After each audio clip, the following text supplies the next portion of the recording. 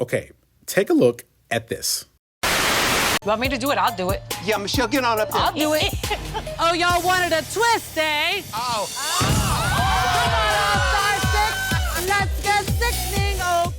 For those of you who may not know, this is RuPaul's Drag Race. It's a pretty popular show. As a matter of fact, back in January, the premiere of the show's 14th season, I think, gained over 738,000 total viewers in America alone, which also marked the show's highest rated debut since 2018. So, a few weeks ago, I watched this for the first time, and yeah, for lack of a better word, it was one of the weirdest shows I've ever seen.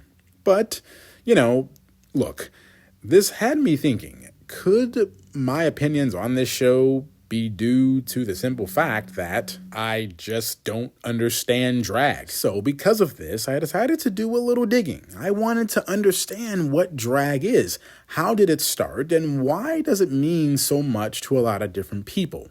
Let's talk about it. I'm Chris, and you're watching Factsma.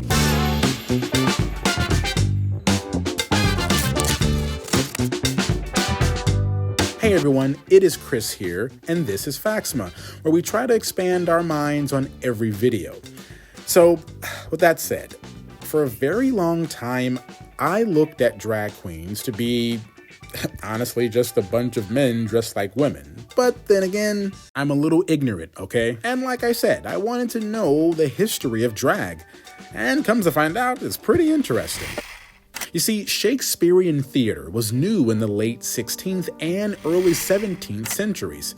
The stage wasn't just a place of entertainment back then. It had strong links to the church, and with that came rules that only men could essentially, play both ends. For example, if the play you were in featured a few female roles, then it was up to the men in the cast to dress as members of the opposite sex, so the story didn't suffer. In fact, the word drag probably comes from the theater. The dresses men wore to play female characters would drag along the floor, hence the name. But okay, so actors playing female parts because there were no actresses around isn't exactly what we see and call as drag today. But I guess it was a start. But we could probably go further than that if we went by Joe E. Jeffries, a drag historian and professor of theater at the University of New York. You see, by his definition, drag is whenever someone puts on clothing that is considered to be not appropriate to them, and then wearing it with some type of ironic distance. So, using that logic, if you could call it that, drag could be traced back to Native American traditions, Egyptian ceremonies, and even Japanese theater. But here's where the disconnect comes in, and this is what happened with me.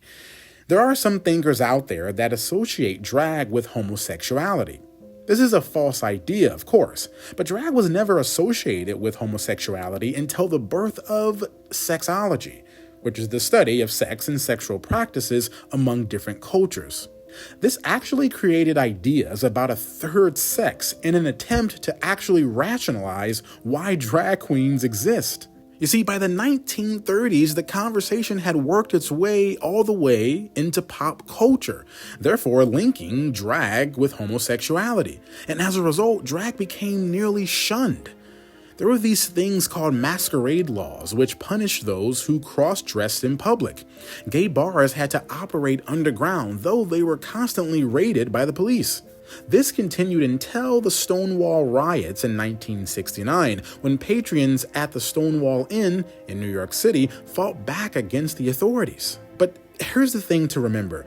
Drag isn't just for theatrical purposes, at least not anymore. You see, I've learned that drag has become a way for both gay and heterosexual men to express a different side of themselves by over-exaggerating feminine looks, styles, and body language to create a persona.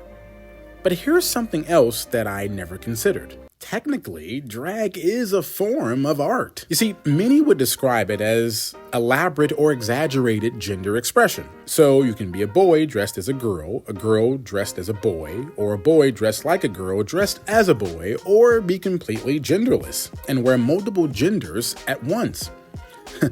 It's a little confusing, but then again, Picasso's art was sometimes different and didn't subscribe to one meaning. I mean, heck, the Mona Lisa is one of the most famous works of art in the world, yet it has a plethora of meanings and interpretations.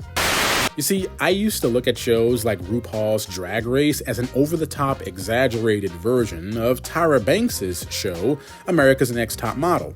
I never watched that show either, but you get the point.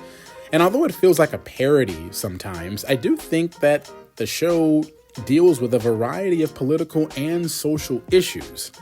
You see, when I think of the idea of drag, it challenges my way of thinking, and many others, I assume. I think it challenges what it means to be a woman, to be a man, and the limitations that society has placed on those who live in it. It's a political statement, that disrupts and draws the eye to the idea of just being human and being a part of the LGBTQ community. It covers all of it, the non-conforming, the non-binary, etc. So, will I watch the show again? Probably not. But that's mostly due to the fact that I find reality competition shows based on fashion not really my thing. I do still think the show is a little dramatic and over the top, but I do respect these people for being different and for being the most unapologetic version of themselves without fear of others and what they might think. So, whether you like the idea of drag queens or not, drag is basically another form of freedom of expression. And not to get really political on you, but the right to freedom of expression is a part of the Universal Declaration of Human Rights, which sets out in broad terms the human rights that each of us have.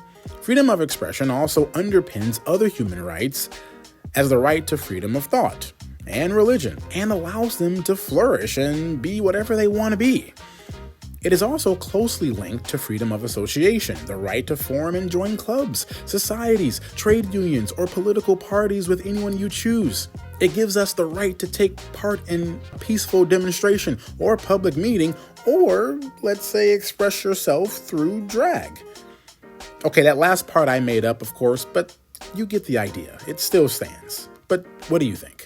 Hey everyone, it's Chris here. Just want to thank all of you for making it to the end of this video. Please like, comment, and subscribe, all that good stuff.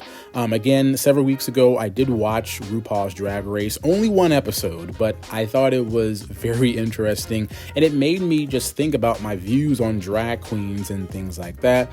And so that's why I made this video, in hopes of, having a better understanding of it. And so I hope this has helped anyone out there. And if you guys have any thoughts or comments, leave them in the comment section down below, of course, and let's talk about it. And with that being said, I see you guys next time. And remember, let's always keep an open mind.